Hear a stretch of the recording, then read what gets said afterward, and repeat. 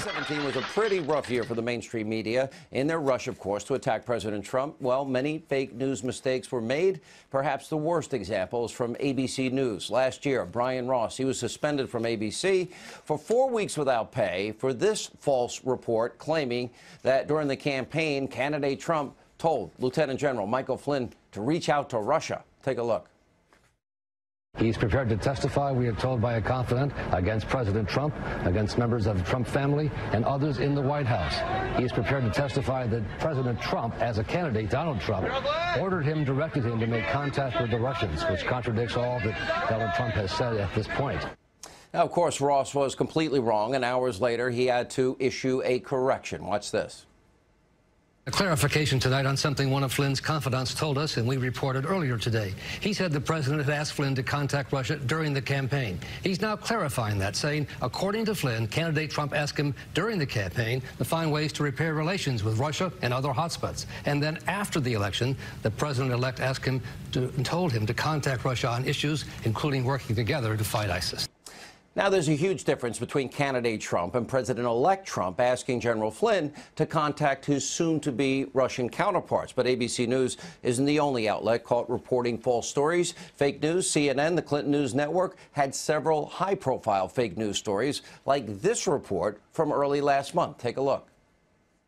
CNN has exclusive new details about a message sent in the final stretch of the 2016 campaign offering access to hacked WikiLeaks documents. This email on September 4th, 2016 was sent to Donald Trump, then candidate Donald Trump Jr., and others in the Trump organization. The timeline is important here because on September 4th, that was months after the DNC was hacked and after their own emails became leaked. And it was a month before Clinton campaign chairman John Podesta's emails were leaked by WikiLeaks.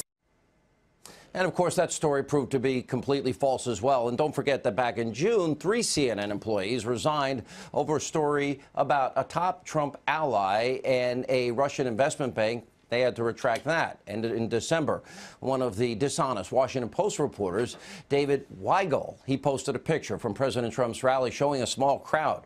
The sarcastic caption reads, "Oh, packed to the rafters." However, this picture was highly deceptive and, of course, was taken before everyone had come in. Weigel had to apologize and then deleted the tweet.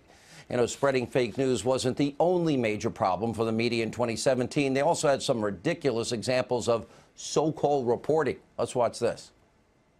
The president gets 2 scoops. You know, everyone around the table gets 1, and no word if there were sprinkles. At the dessert course, he gets 2 scoops of vanilla ice cream with his chocolate cream pie instead of the single scoop for everyone else. It would be like somebody pooping their pants and then people looking at it and saying, oh, that's modern art. Don't you understand? I am making a statement against Russian aggression. Mr. President, put this in the pickup. So where do you put that? You just right back. Put it back in the bed. In the cab. Wait, why? Cab or in the, where do you put it? What does that have to do with anything? So we'll show the video eventually. We'll get the video. He hands it into the front window of the guy driving. Yeah, okay, thank you. It's better when you see it. But you have to just take it, because if the president's putting it in the wrong place, you know, here's your bag of cement. You think you've had an earful of Donald Trump? Check out what's in the ear of a beagle in Britain named Chief. Brace yourself. All right, joining us now, former Secret Service agent Dan Bongino, Fox News contributor, former Congressman Jason Chaffetz, radio talk show host, Fox News contributor Tammy Bruce. Dan, I look at all of this, it's beyond superfluous on some level, but then it's outright evil on another level when you start trying to not only delegitimize, but get a duly elected president thrown out of office. Yeah, you know what's comically ironic about this, Sean? You know, we're supposed to take the media, their elite advice on economics, on education policy and healthcare, and they can't even get journalism right. Like, you had one job. Just get the facts right. You know, there are 2 stories here, though, too, that I want to point out that show you this really perverse incentive with the media to get Trump out of office. Just recently, we saw this thing about new expose. George Papadopoulos started the whole investigation and the dossier and everything. But the same outlet that reported this just reported last summer that Carter Page did it. So did they not find it strange that they're refuting their own reporting? And then the classic example was the print outlets reporting on Trump being wiretapped. And then Trump tweets he's wiretapped, and then his very same outlets write stories that Trump's crazy for saying he was wiretapped. Yeah, good job. You guys are great. They're really doing a great job. Congressman Chaffetz, there's another side of this, and we've now seen this in the last 24 hours. Oh, let's see. The Clinton Foundation has been investigated now and being investigated for months. Oh, and Hillary Clinton's email server, that investigation is now ongoing. So there's big stories out here that they're not reporting on that could have severe consequences. And I will argue this may be bigger than Watergate by a long shot when it's all done. Thoughts? Well, it was June of 2015 that I sent the very first letter to the Obama administration highlighting the problems with Uranium One, a 7-page letter highlighting all the details. I followed it up in October. Do you think there's one person in the mainstream media who actually even covered that story? None. Absolutely none. And then to see, one of the things that was most outrageous to me is when Time magazine put Donald Trump Jr. on the cover saying caught red-handed. It was absolutely totally misleading. And at the same time, this mainstream media tries to point to highlight the Obama administration as being scandal-free. Everything from Fast and Furious to the IRS to the Hillary Clinton email scandal to Lois Lerner. Do you think any of them put them on the cover of Time magazine? No. And these were real scandals. Look at Benghazi. People were killed. And they did get on the cover of Time magazine. But they put Donald Trump Jr. on there. Yeah, Tammy, what's your take on it? Where does this go? Yeah, look, let's not forget with Brian Ross, a great review of that earlier, Sean. Right after that report, the stock market went down 350 points. There are real-world repercussions when they lie or mislead. And let me just say, and this is why I kind of like the Michael Wolff book. It's a perfect example. It's nothing new. It is what newspapers and so-called journalists have been doing at the New York Times and the Washington Post when he, on page 10 of his prologue in this book, says, some of this is not really true, but I'm going to let the reader decide and determine what it is that they like or is true. Yeah, by the way, what a standard that is. Well, see, that's my point.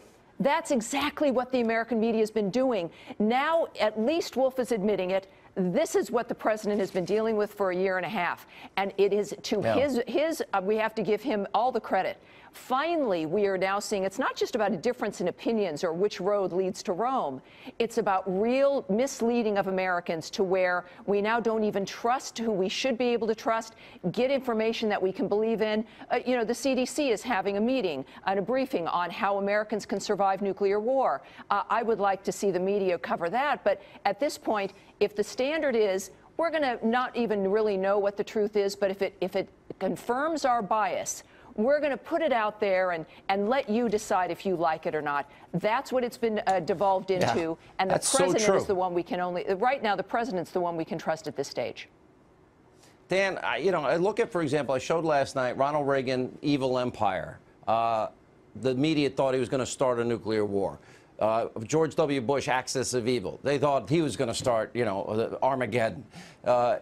If you don't try and bribe murdering dictators and appease them with billions of tax dollars like Clinton and Obama, anything you say that might sound a little tough to a 2-bit rocket man dictator, offends them. Not the guy that's threatening to hit the button that's on his desk. It's the president they're offended at, saying, you better not do it. We'll hit you back much harder. Yeah, I mean, who really gives a hoot what they think anymore, Sean? The foreign policy intelligentsia on the North Korean issue, the Palestinian issue, and the Russian issue have been telling us for years what to do. Diplomacy, buy them off, money. I mean, these various solutions they put out there in their 35-page white papers. And you know what? They were wrong on pretty much every piece of it. No one even saw the Iranian protests coming. I have zero problem whatsoever with Trump using Twitter to kick this guy in the teeth, the short, fat guy over in North Korea. Maybe finally he's waking up to the fact that our foreign policy may be unpredictable. Maybe it's the predictability that, in fact, has been hurting us for decades now. Congressman? Yeah, no, absolutely. I mean, look at what's going on domestically. Today, the New York Times, one of the headlines was 25,000 points, on the stock market, but when's the party going to be over? I mean, they can't even give them credit when something really good like the economy is going so well. And if I could just add, the president has inherited such a disaster It is remarkable what he's been able to accomplish despite the media trying to create this alternate reality and the establishment pushing it through. His wherewithal, the ability to see through that and to then defend this nation in this process is remarkable. And for everyone who voted for him, and as we move through this year, every single day, including this Wolf book and what the media is doing, reminds us about why we voted for Donald Trump and why he's the right one for this office right now.